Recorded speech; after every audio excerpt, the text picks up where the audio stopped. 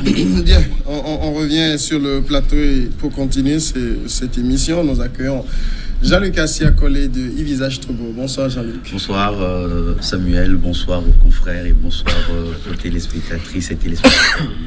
Nous passons maintenant à la Côte d'Ivoire. C'est le pays qui a véritablement fait l'actualité cet après-midi d'aujourd'hui. Le président ivoirien Alassane Ouattara, qui entretenait depuis des mois le mystère sur une éventuelle candidature à un troisième mandat, a annoncé aujourd'hui à Yamoussoukro qu'il ne se présenterait pas à l'élection présidentielle en octobre 2020. Je vous annonce solennellement que j'ai décidé de ne pas être candidat à la présidentielle du 31 octobre 2020 et de transférer le pouvoir à une jeune génération. C'est ce qu'il a lancé devant les parlementaires et le Sénat, du Sénat et de l'Assemblée réunis en congrès extraordinaire. Cette annonce faite au terme d'un discours d'une trentaine de minutes a été accueillie par un tonnerre d'applaudissements de la part des élus, mais aussi des centaines d'élèves et étudiants invités au congrès. C'est une surprise pour vous que Alassane Ouattara dise ça aujourd'hui? Non, mais moi je crois que M. Ouattara a été poussé à sortir cette phrase magique, non seulement exprimer son intention de ne plus se présenter pour la présidentielle du 31 octobre 2020. Mais moi, je crois que c'est un monsieur qui est assez futé parce que, en terminant sa phrase, il a dit qu'il veut passer le témoin à une jeune génération. Ce n'est pas à lui de planter le décor de la jeune génération. Donc, c'est dire que, parce qu'il y avait eu tantôt ce débat-là, et là, il avait posé, disons, un veto pour dire que si tous les vieux de la politique, donc il s'effaçait, donc lui aussi pouvait le garantir. Donc là, c'est un message qu'il est en train de donner à Henri Konan Bédié, à Laurent Gbagbo pour dire que non, mais il est dans cette logique-là, mais débarrasser aussi débarrassons ensemble le plancher. Et je crois que c'est quelqu'un, en fait, il n'a pas fait une ouverture, mais il était contraint parce que la loi fondamentale ne lui permettait plus de briguer. Donc, s'il allait briguer, donc ça serait un forcing. Oui, mais la loi fondamentale a changé en 2016. Oui, en 2016. Il pouvait briguer encore 2 mandats, s'il le veut. En 2016, lorsqu'on fait référence à la modification de 2016, donc vous verrez dans quelles circonstances c'était arrivé. Donc, M. Ouattara sait que aussi il avait dit qu'il pouvait, s'il le désirait, se présenter. Donc, c'est en faisant référence au test de 1980, de 2016, pardon. Donc là, mais aujourd'hui, avec toutes les pressions, avec tout ce que M. Ouattara a comme bilan à défendre, même après son mandat, donc là, il a jugé bon d'aller dans l'euphorie populaire. En sortant beaucoup plus par la grande porte. Est-ce que c'est une grande porte? Bien, c'est toujours la porte qui est effilée. Donc, M. Ouattara, moi, c'est vrai, c'est un signal, c'est dire, le fait de dire qu'il ne se représente plus pour la présidentielle d'octobre 2020, ça, c'est déjà un pas. Maintenant, il va falloir qu'il mette toutes les conditions en place afin que le scrutin se déroule normalement et que la passation de charges se fasse dans de très bonnes conditions. Il nous en souvient également qu'il y a aujourd'hui un bras de fer entre lui et puis Guillaume Soro. Et qui parle de Guillaume Soro doit voir de l'autre côté du miroir aussi, s'il arrivait qu'on a quitté totalement un certain Charles Blé Goudé, donc il va jouer encore un rôle. Donc M. Ouattara veut partir, veut dormir tranquille, donc il ne veut plus secouer un peu la bassine. Par cette déclaration, Jean-Luc, Ouattara entre dans l'histoire politique de la Côte d'Ivoire? Est-ce qu'il rentre dans l'histoire politique de la Côte d'Ivoire? Je ne crois pas. Ouattara, à un moment donné, a cru a voulu être plus malin que tout le monde. Mais avec la menace, Credo l'a dit tout à l'heure, c'est pas contrainte, avec la menace d'un certain Guillaume Soro, qu'il voulait éliminer. Ah oui, il a voulu à un moment donné l'éliminer pour pouvoir avancer.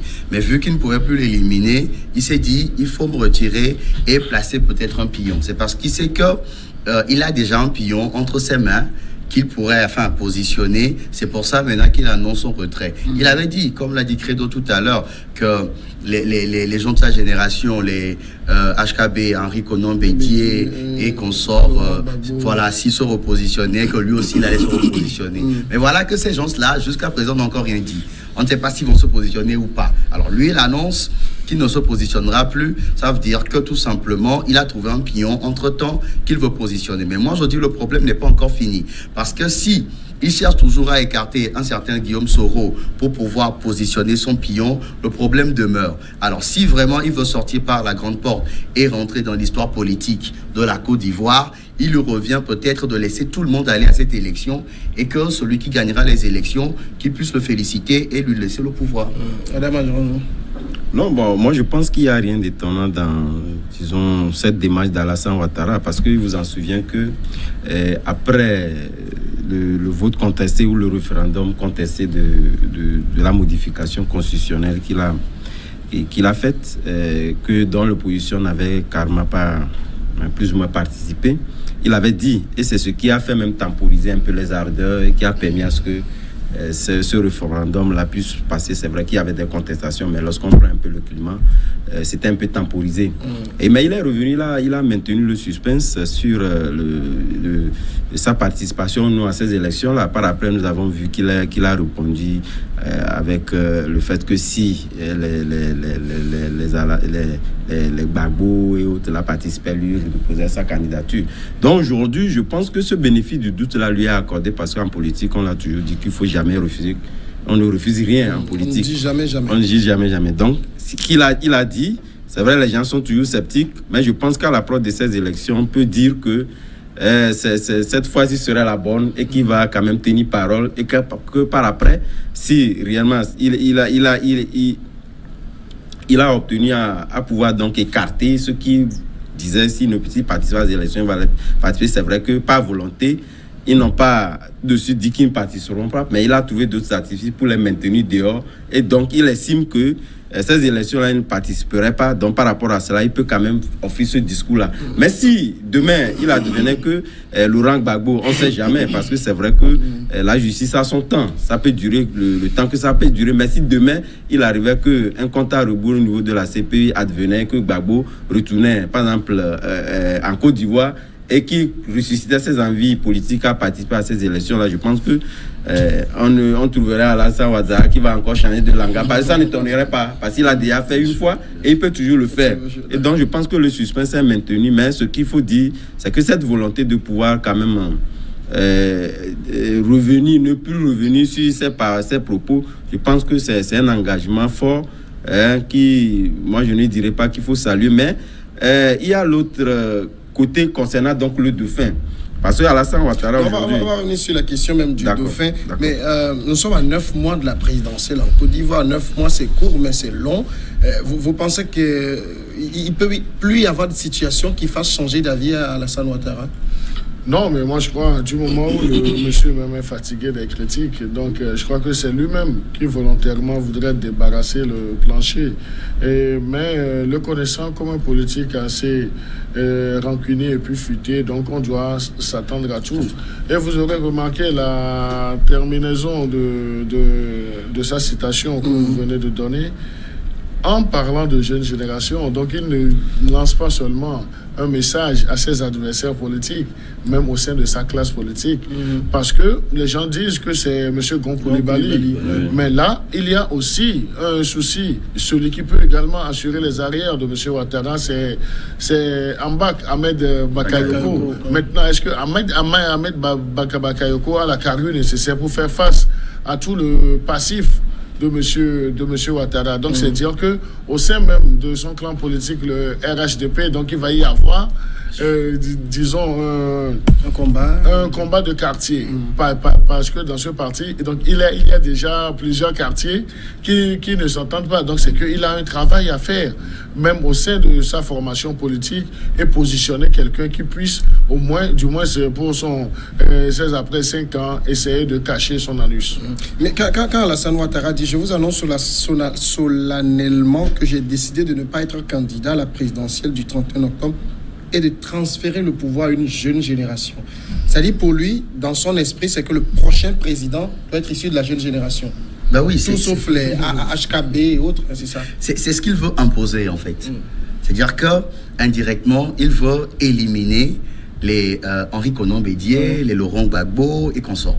et positionner peut-être un jeune à la tête du pays. Et comme le dit Credo, même dans son camp, il va avoir de problèmes, de sérieux problèmes. Sérieux problème parce qu'il y a des gens de sa génération qui font partie de son parti et qui aussi aspirent à prendre sa place. Alors maintenant, est-ce que cette jeune génération, c'est Gon Coulibaly fait partie, Ahmed Bakayoko fait partie, lui seul il le sait. Voilà Bitogo, voilà qui est aussi là. Et donc, je pense que Ouattara est en train de jouer, je ne sais pas, sur les nerfs de tout un chacun. Et à un moment donné, moi, je me dis, il peut revenir et dire qu'il veut être encore candidat. Mais c'est parce que, de l'autre côté aussi, il y a des pressions étrangères qui, quand même, ont poussé M. Ouattara à sortir par cette porte. Parce que, vous savez, il y a Soro qui est en train de faire un travail remarquable de l'autre côté, qui ne dort pas, qui voudrait qu'on puisse dire à M. Ouattara de ne plus se positionner.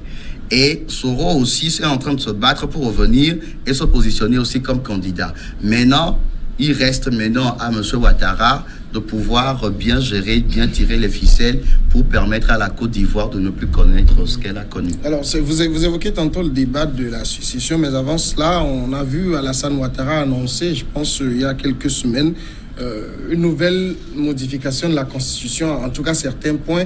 Et quand on le voit faire cette annonce, et quand on inscrit cela dans dans l'actualité continentale, la RDC, même au niveau du Burundi, avant de partir, ces gens ont pris soin de se donner une retraite bien dorée. Un sénateur à vie, ils ont... oui, même le Togo. C'est à quelque chose comme ça qu'ils pensent. Non, c'est une question de civilisation. Vous savez, Alassane Ouattara n'est pas n'importe qui. Et il sait vraiment le faire. Parce que lorsqu'il dit on va transférer le pouvoir à une jeune génération, ça c'est juste, je pense que c'est simplement des dires. Parce que derrière ça, on sait que c'est les vieux roublards, ils sont là et puis vont tirer les ficelles. Karma, l'autre serait karma, une sorte de marionnette. Lui, il va s'assurer une bonne retraite. Il va être intouchable. Ce qui va se faire, c'est qu'il va permettre à celui qui est élu de lui quand même assurer cette retraite-là bien durée. Voilà pourquoi il va le faire avant de partir, au moins. Non, il peut, mais avoir le schéma, c'est pas évident. Même moi, j'aimerais rebondir sur un cas, parce que c'est à 9 mois des élections présidentielles que ce discours-là est fait. Mais je pense que lorsqu'on veut réellement préparer une génération à pouvoir quand même te succéder, je pense que 9 mois, c'est trop court. Il faut prendre le temps de pouvoir préparer les esprits. Est-ce qu'il ne le fait pas déjà en sourdine? Bon, on peut, mais c'est ce que nous voyons, parce que nous n'avons pas les preuves matérielles pour quand même étayer ces arguments-là. Donc, je pense qu'il faut prendre le temps de pouvoir préparer les esprits, d'éviter les divisions. Parce qu'à 9 mois, au sein même de son parti, il peut y avoir des divisions. Parce que déjà, comme le disait tantôt Credo, il y a déjà des quartiers qui se créent.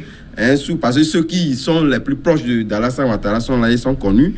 Et par rapport à cela, je pense que chacun aimerait quand même être dans ses bonnes grâces. Et par rapport à cela, il y a donc des clans qui vont se tisser au sein même de ce maladroit. C'est pourquoi je dis qu'à 9 mois des élections présidentielles, si rien n'est fait au sein même de son entité, je pense que ce serait la catastrophe, parce qu'on risquerait d'aller même à une sorte de fissure de ce parti-là, sans le dire. Les gens vont aller carrément soutenir d'autres. Et ça, c'est vraiment l'hécatombe qu'il faut réellement éviter. Vous pensez que Ouattara a déjà une idée sur le successeur? Oui, sûrement que Ouattara a déjà son choix, mais il reste à officialiser cela. Mais avant l'officialisation, il faut qu'il ait la bénédiction de certains recadres également de son parti, parce que vous savez, lorsque ce débat de succession même à M. Ouattara s'était posé, donc les appétits s'étaient aiguisés, et ce n'est pas la jeune génération qui a envie d'assurer, disons, l'après Ouattara. Donc il y a des vieux loups. Maintenant, il lui revient de convaincre ces vieux loups. Donc c'est là où ça serait un peu difficile pour lui.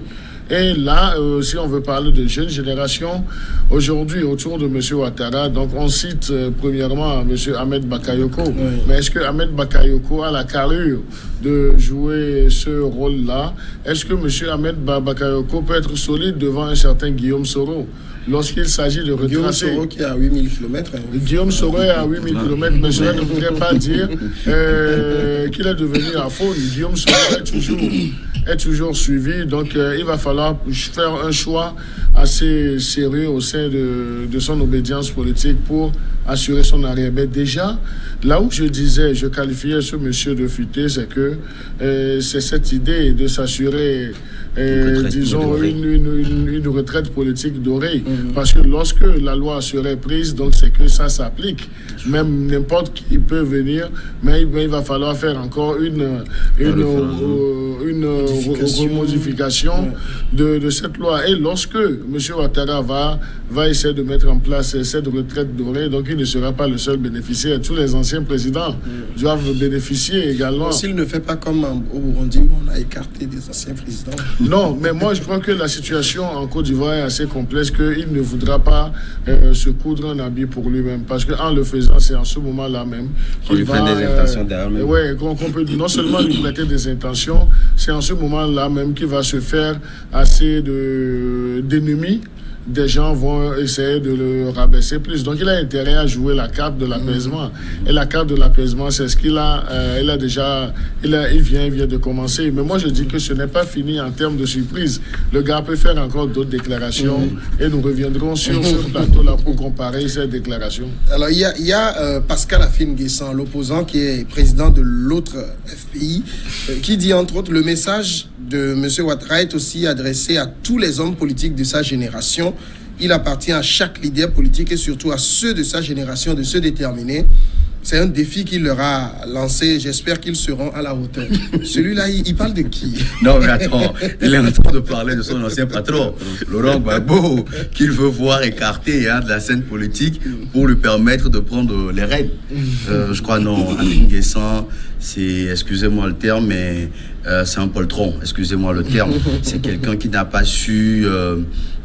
tenir la flamme derrière Gbagbo lorsque Gbagbo était de l'autre côté, mais qui a dû la queue entre les pattes aller roucouler entre les seins de M. Ouattara. Non, mais lui, il a connu des persécutions, il a fait de la prison. Oui, il a connu des persécutions, mais il fallait tenir jusqu'au bout. Fallait pas peut-être abdiquer. Son idée, c'était de dire où on laisse le parti mourir parce que Gbagbo n'est pas là, où on maintient quand même la flamme. Oui, maintenir la flamme, ce n'était pas aller faire la lune de miel avec Ouattara. Maintenir la flamme, c'était d'être devant, de défendre les idéaux, les idées de Laurent Gbagbo. Mais lorsque Gbagbo est de l'autre côté, en même temps, Afine-Guessan pensait que Gbagbo était fini. Et donc, il voulait en même temps bondir pour prendre le fauteuil au niveau du FPI et se faire président de ce parti. Est-ce que d'autres n'ont pas accepté? Et ça créait des problèmes. Moi, à la place de Afine-Guessan, je ne me mettrais pas, peut-être je n'aurais pas à créer un autre FPI bis, mais j'aurais peut-être cherché à être calme et attendre mon heure de gloire. Mais maintenant, c'est un homme politiquement qui est complètement mort. Vous savez, Afine-Guessan, il n'a plus la côte comme il y a de cela quelques années. Et malheureusement, ce monsieur, moi, tout ce qu'il dit, ça me dit rien, franchement. Alors, Ouattara, il a 78 ans. Gbagbo en aura 75 en octobre. Mais il y a Bédié, 86 ans en octobre, mais il pense aussi à y aller.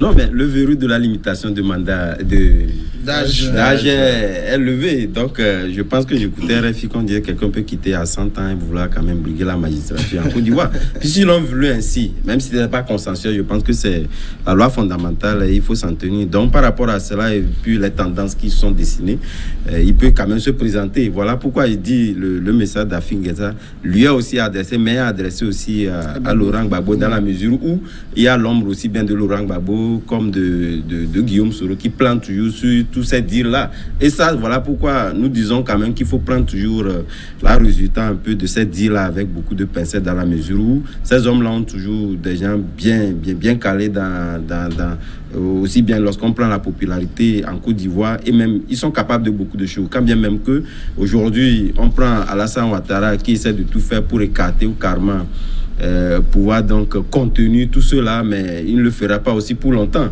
Les gens sont là et lorsqu'on vous connaissez bien la Côte d'Ivoire, la population de la Côte d'Ivoire n'est pas une population qui se resigne aussi facilement sur des actes un peu de de pouvoir donc museler les gens. Et par rapport à cela, je pense qu'Alassane Ouattara est bien informé, sait réellement que l'homme de ces gens-là peut du jour au lendemain venir donc péricliter tous les plans qu'il est en train de peaufiner. Alors, si la Côte d'Ivoire d'aujourd'hui, on sait que ceux qui sont au devant de la scène, c'est eux qui l'animaient depuis les années 90.